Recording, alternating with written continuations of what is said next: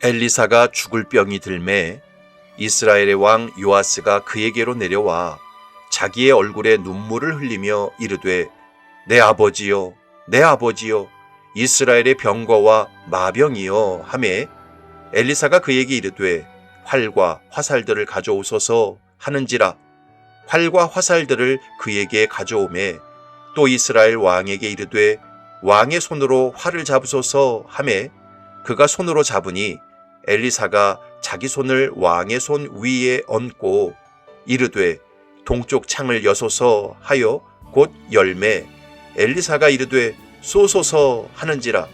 곧 쏘매 엘리사가 이르되 이는 여호와를 위한 구원의 화살 곧 아람에 대한 구원의 화살이니 왕이 아람 사람을 멸절하도록 아벡에서 치리이다 하니라. 또 이르되 화살들을 집으소서. 곧 집음에 엘리사가 또 이스라엘 왕에게 이르되 땅을 치소서 하는지라. 이에 3번 치고 그친지라. 하나님의 사람이 노하여 이르되 왕이 5번을 칠 것이니이다. 그리하였다면 왕이 아람을 진멸하기까지 쳤으리이다. 그런즉 이제는 왕이 아람을 3번만 치리이다 하니라. 아멘.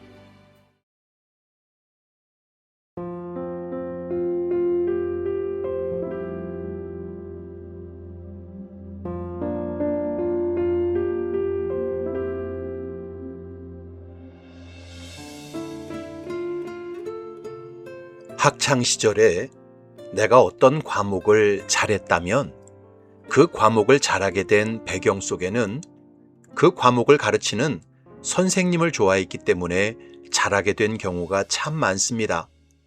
반대로 내가 어떤 과목을 잘 못했다면 그 과목을 가르치는 선생님을 너무 싫어해서 잘 못하게 된 경우가 많습니다. 저는 학창 시절에 국어를 참 잘했습니다. 학력고사를 볼 때 국어와 문법은 거의 틀리지 않았습니다. 그렇게 국어를 잘할 수 있었던 이유는 중학교 2학년 때 만난 국어 선생님 때문이었습니다. 당시 국어 선생님은 제 작은 어머니의 제자였는데 저를 많이 격려해 주시고 칭찬해 주셨습니다. 그런 국어 선생님을 좋아하다 보니까 수업 시간에 더욱 집중해서 듣게 되었고 집중해서 수업을 듣다 보니까 당연히 국어를 잘할 수밖에 없었습니다. 반면 수학은 참 못했습니다. 제가 수학적인 머리가 나빠서이기도 했지만 고등학교 1학년 때 만난 수학 선생님이 너무 싫었기 때문이었습니다. 그 선생님은 수업 시간에 항상 몽둥이를 어깨에 걸치고 들어왔는데 본인 기분이 수틀리면 그 몽둥이로 사정없이 학생들을 때렸습니다. 그리고 말투가 꼭 술에 취한 사람 말투였습니다. 그런 수학 선생님을 너무 싫어하다 보니까 수업을 제대로 듣지 않았습니다. 그러니 수학 점수가 좋을 리가 없었지요. 이처럼 선생님을 좋아하면 대부분 그 과목을 잘하게 되어 있고 선생님을 싫어하면 대부분 그 과목을 못하게 되어 있습니다. 그런데 이것은 신앙생활에서도 마찬가지입니다. 하나님께서는 각 교회마다 그 교회를 말씀으로 이끌어가는 담임 목사를 세우셨습니다. 그런데 그 담임 목사와 좋은 관계를 맺고 긍정적인 시각과 자세로 대하는 성도는 대부분 신앙생활에 큰 유익을 얻습니다. 신앙생활에 행복을 느낍니다. 그러나 그 담임 목사와 안 좋은 관계를 맺고 부정적인 시각과 자세로 대하는 성도는 대부분 신앙생활에 큰 유익을 얻지 못합니다. 신앙생활의 갈등과 회의를 느낍니다. 그러므로 신앙생활의 성패는 하나님과의 관계를 바르게 세워가는 데도 달려 있지만 동시에 하나님께서 세우신 사역자와의 관계를 바르게 세워가는 데도 달려 있습니다. 그런 차원에서 볼 때 오늘 본문에 나오는 북이스라엘의 요아스 왕은 엘리사 선지자를 바르게 잘 대해서 복받은 부분도 있고 동시에 바르게 잘 대하지 못해서 복을 받지 못한 부분도 있었습니다. 그렇다면 성도들은 하나님께서 교회 안에 세우신 사역자들을 어떤 자세로 대해야 영육의 풍성한 복을 받게 될까요? 두 가지 차원으로 말씀을 전하겠습니다. 첫 번째는 성도는 사역자를 존경과 사랑으로 대해야 합니다. 지난 시간에도 말씀드렸던 것처럼 북이스라엘의 요아스 왕은 자기 아버지 여호아하스의 실패를 두 눈으로 똑똑히 보면서도 전혀 거기서 배우지 않는 한심한 왕이었습니다. 그래서 열왕기 기자는 요아스를 이렇게 한 줄로 평가했습니다. 11절을 보면 여호와께서 보시기에 악을 행하여 이스라엘에게 범죄하게 한 느밧의 아들 여로보암의 모든 죄에서 떠나지 아니하고 그 가운데 행하였더라. 요아스는 아버지와 똑같이 여로보암의 죄에서 떠나지 않는 한심한 인생을 살았습니다. 그러나 그럼에도 불구하고 요아스는 엘리사 선지자에 대한 자세와 태도만큼은 누구보다 각별했습니다. 그래서 엘리사 선지자가 죽을 병이 들었을 때 친히 찾아와서 눈물을 흘리며 안타까워했습니다. 14절을 보면 엘리사가 죽을 병이 들매 이스라엘의 왕 요아스가 그에게로 내려와 자기의 얼굴에 눈물을 흘리며 이르되 내 아버지여 내 아버지여 이스라엘의 병거와 마병이여 하매 요아스는 자기 왕권을 유지하기 위해서 여로보암의 죄에서 떠나지 않았습니다. 백성들로 하여금 계속 베델과 단에 가서 금송아지를 섬기게 했습니다. 하지만 그럼에도 불구하고 엘리사 선지자가 영적으로 뛰어난 하나님의 사람이라는 사실에 대해서만큼은 확실하게 인정했습니다. 그래서 엘리사 선지자를 아끼고 사랑했습니다. 존경하는 마음으로 대했습니다. 그래서 병들어 죽어가는 엘리사 선지자를 찾아와서 눈물을 흘리면서 내 아버지요, 내 아버지요, 이스라엘의 병거와 마병이요 라고 말했던 것입니다. 이것은 요아스가 엘리사 선지자를 큰 어른으로 생각했고 북이스라엘을 수호하는 영적 기둥으로 아꼈다는 증거입니다. 이처럼 하나님의 선지자를 존경과 사랑의 자세로 대한 것은 요아스에게 복이 되었습니다. 그래서 엘리사 선지자는 죽기 전에 요아스에게 놀라운 구원의 신탁을 전했습니다.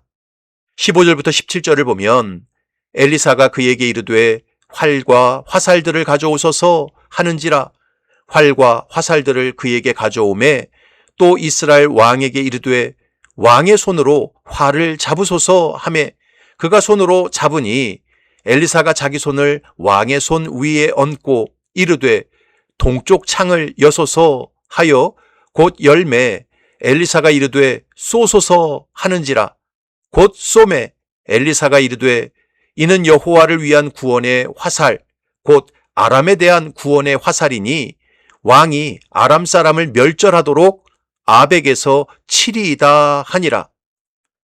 이처럼 요아스는 평상시에 엘리사 선지자를 존경과 사랑으로 대했기 때문에 놀라운 구원의 예언을 마지막에 들을 수 있었습니다. 여러분, 예수님께서 마태복음에서 분명히 말씀하셨습니다. 너희를 영접하는 자는 나를 영접하는 것이요 나를 영접하는 자는 나를 보내신 이를 영접하는 것이니라. 선지자의 이름으로 선지자를 영접하는 자는 선지자의 상을 받을 것이요 의인의 이름으로 의인을 영접하는 자는 의인의 상을 받을 것이요 또 누구든지 제자의 이름으로 이 작은 자 중 하나에게 냉수 한 그릇이라도 주는 자는 내가 진실로 너희에게 이르노니 그 사람이 결단코 상을 잃지 아니하리라 하시니라. 예수님께서는 주의 종들과 사역자들을 영접하고 대접하는 사람은 냉수 한 그릇을 베푼 선행도 결단코 그 상을 잃지 않을 것이라고 말씀하셨습니다. 그러므로 성도들은 이후 여하를 막론하고 사역자를 존경하고 사랑으로 대해야 합니다. 모든 좋은 것을 함께 해야 합니다. 그렇게 하는 것이 결국 자기에게 복으로 돌아옵니다. 두 번째는 성도는 하나님보다 사역자를 더 크게 생각하고 섬기면 안 됩니다. 하나님을 더 크게 생각하고 섬겨야 합니다. 사실 오늘 메시지의 핵심은 이것입니다. 요아스는 엘리사 선지자를 평상시에도 큰 어른으로 생각했고 이스라엘을 수호하는 큰 기둥으로 생각했습니다. 이런 생각이 꼭 나쁘다고 말할 수는 없습니다. 그러나 문제는 요아스가 엘리사 선지자를 크게 생각하는 것만큼 만군의 하나님 여호와를 크게 생각하지 않았다는 것입니다.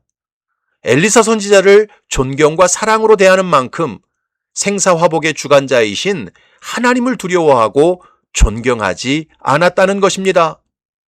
한마디로 요아스는 눈에 보이는 엘리사 선지자는 크게 생각했지만 눈에 보이지 않는 하나님은 우습게 생각했습니다. 그래서 그가 통치하는 동안 하나님께서 그렇게 미워하셨던 여로보암의 죄에서 떠나지 않았던 것입니다. 여러분, 사역자나 주의 종은 말 그대로 하나님의 도구에 불과한 사람들입니다. 따라서 사역자를 기쁘게 하는 게 중요한 게 아니라 하나님을 기쁘시게 하는 게 중요합니다. 물론 사역자를 존경하고 사랑으로 대하는 것은 잘하는 일입니다. 하지만 그보다 훨씬 더 중요한 것은 하나님을 두려워하고 하나님을 경외하는 것입니다. 하나님 마음을 기쁘시게 하는 것입니다. 성도들 중에 보면 목사에게는 참 잘하는데 하나님은 대충 섬기는 분들이 있습니다. 여러분, 절대로 그래서는 안 됩니다. 차라리 목사한테는 좀 못해도 괜찮습니다. 그러나 하나님께는 잘해야 합니다. 목사에게는 좀 소홀해도 괜찮습니다. 그러나 하나님께는 소홀하면 안 됩니다. 범사에 하나님께서 기뻐하시는 것이 무엇일까? 이것을 먼저 생각하고 하나님의 말씀에 온전히 순종해야 합니다. 그럴 때 자신도 복을 받고 가정도 복을 받고 그가 속한 공동체가 다 복을 받습니다. 바라기는 저와 여러분들이 신앙생활하면서 하나님보다 사역자를 더 크게 생각하는 우를 절대 범하지 마시기 바랍니다. 범사에 먼저 하나님을 생각하고 하나님을 기쁘시게 하시기를 바랍니다.